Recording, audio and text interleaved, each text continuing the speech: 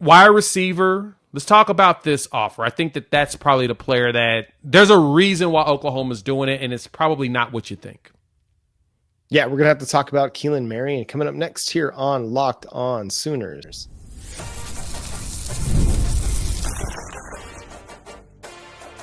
You are Locked On Sooners, your daily podcast on the Oklahoma Sooners. Part of the Locked On Podcast Network, your team every day.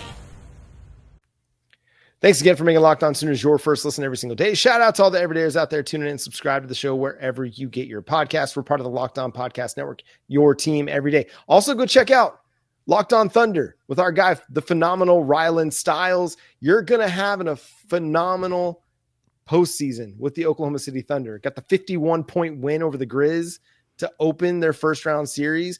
As a lifelong Oklahoma City Thunder fan, I'm a new Oklahoma City Thunder fan because the Mavericks traded Luka. Man, Welcome. I'm an everydayer now to Locked On Thunder. So go check out our guys' work over there as the postseason goes on. The Oklahoma Sooners offered a wide receiver out of BYU, Keelan Marion. He was a dynamic wide receiver, averaged 26.6 yards per reception. Sorry, yards per game. He averaged 14.4 yards per reception, 346 yards on 24 catches and 1 touchdown this season. As a true freshman at Connecticut, he had 474 yards and 5 touchdowns. But Jay, tell the people about what Mr. Marion brings to the table outside of the passing game. Return game, 38 returns, 800 and something yards, 3 touchdowns. I don't think Oklahoma's going after him specifically for his wide receiver capabilities. Now, granted, he can make catches as you need him to, and he's really good in space. That's what really good returners are really good in space, and he is one of those players. And so because of that, Oklahoma he got that offer because we're looking at the situation like this. Giovanni Gibson and Jaden Gibson, who both should be ready to go in August. I mean, I know you guys probably saw rumors that a veteran was looking at potentially hitting the portal, and then no wide receivers hit the portal. You got those two potentially coming back. He has got some nice size. He's 6'1", like 180, so you've got yourself a nice size guy. And for him, the big thing is the return game. So Jadyn Ott, who we just got from Cal at running back, is also a return specialist. He's pretty solid at it. I don't know if I want my starting running back to be returning kicks anymore, especially the way the SEC play. I ain't trying to deal with no injuries. We trying to get past that. We trying to be healthy. We trying to, do better than that. So because of that component, if you can get a guy that can be just focused on mainly the return game as well as toss him in here and there at wide receiver, that's money. I think that's huge. So he's supposed to be visiting sometime this week. Actually, I think possibly Monday is one of the reports I saw online floating around with him. Someone asked in the comments about Jaylen Stone, the defensive lineman from Southeast Missouri State. He is scheduled to still visit on Monday, so you've got yourself a couple of guys. A tight end is also supposed to visit on Monday. So Oklahoma is still laying out these visit schedules, but the Keelan Marion pickup would be huge, especially for the return game. That would get Coach Deacon a nice guy that could just be dedicated to returns, and he ain't got to ask no questions about if he's putting him in harm's way. Let's put it that way. Well, yeah, and it allows Isaiah Sategna to focus mostly on punt returning because he's a dynamic punt returner.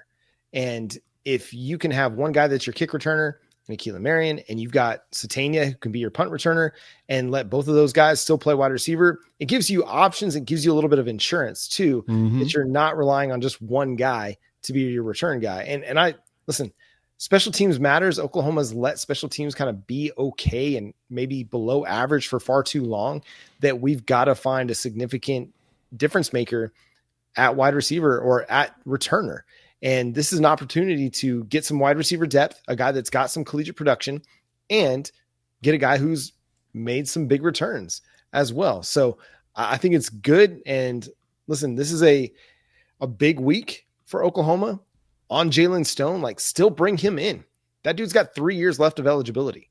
That's huge for what we're doing. And you talked about that. That's huge for us because we need someone with time to be here. Yeah. We're not in desperation mode. Let me rephrase that. The places where we were in desperation mode, where we needed guys to immediately step in and play, we've got that. We got Derek Simmons on the offensive line, so you got a Duke that's only got 1 year left. Mm-hmm. Jake Michaela, he's got 2 years left, but he technically kind of gives you 1 full year right behind Troy Everett if he doesn't push Troy Everett for the center spot. You've got more wide receivers who are really only have 1 year left with Keontez Lewis.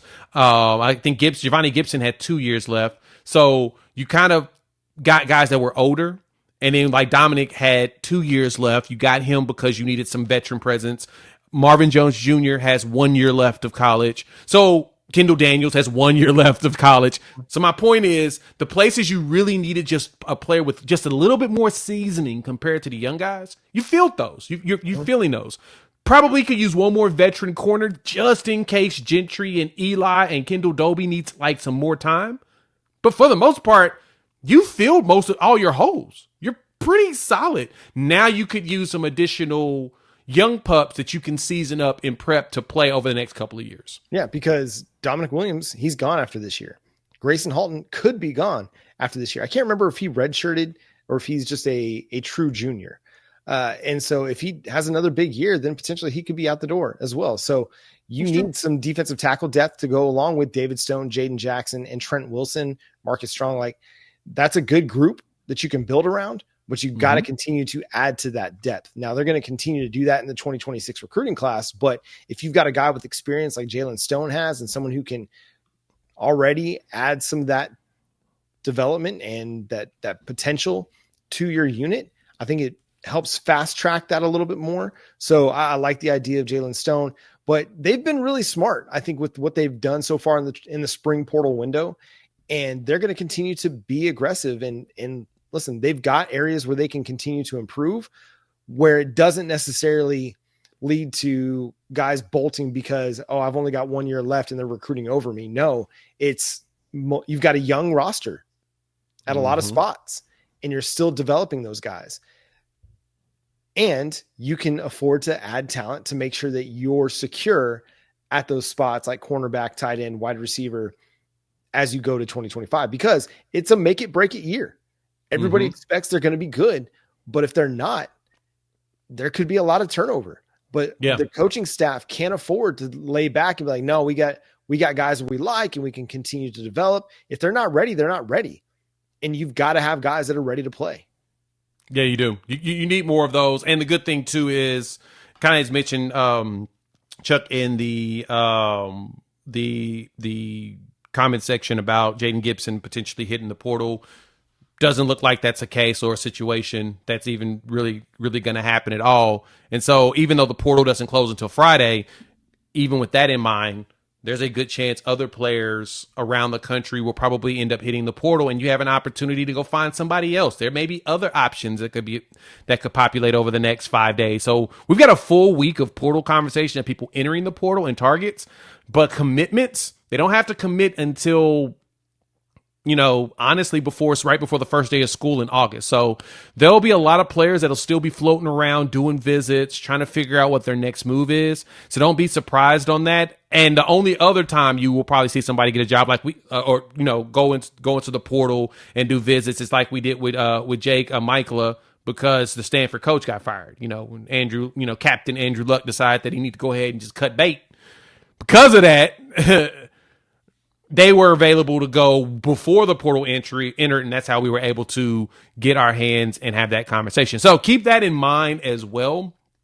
I don't believe that it'll be a situation where I think we're good on our team as of now. Now, knock on wood, hopefully I don't jinx us, but let's just pray that we're solid. But it's going to be fun next few days. Visitors coming through. We have a lot of conversations, and of course, me and John will dive into it deep. Yeah, I got to just highlight this comment from Zofix here on YouTube. He says, the portal giveth and the portal, well, it's not taking right now. Call back later. That's great. That's fantastic. Yeah, I mean, that's, Oklahoma is just added through the portal. So here we are. It is the 20th of April as we're recording this, and we're a week from Oklahoma's Crimson Combine / spring game. And if you were going to see significant portal departures, I feel like they would have happened already. Yep.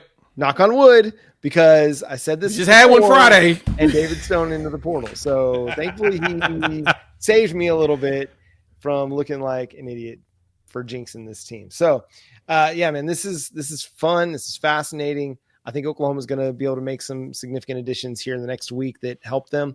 And again, even though the portal will close this week, any player still in the portal is open to pursuit from college teams. Once you're in the portal, you can continue to be recruited and pursue opportunities. You just have to be in the portal by the 25th to have your name considered. Just clarifying that. All right, and that's going to do it for today's episode of Locked On Sooners. Thanks so much for tuning in, being a part of the show. Subscribe to the show wherever you get your podcasts. We're free and available on all podcast platforms and on YouTube, so hit that subscribe button and that notification bell to let you know when new episodes drop. Follow Jay at Unfair Sports. Go check out his channel, Unfair Sports, over on YouTube. You can read my work covering the Sooners over at SoonersWire.com. You can also follow me on social media at John 9 Williams. The show is at Locked On Sooners on all of your favorite social media platforms. But until next time, he's Jay Smith. I'm John Williams. We'll talk to you then. Boomer. And everybody said Sooner. Yeah, we had like 5 guys. Don't worry. We'll talk more about who's in the portal and wrap that up for you this week. Y'all be good. Happy Easter. peace.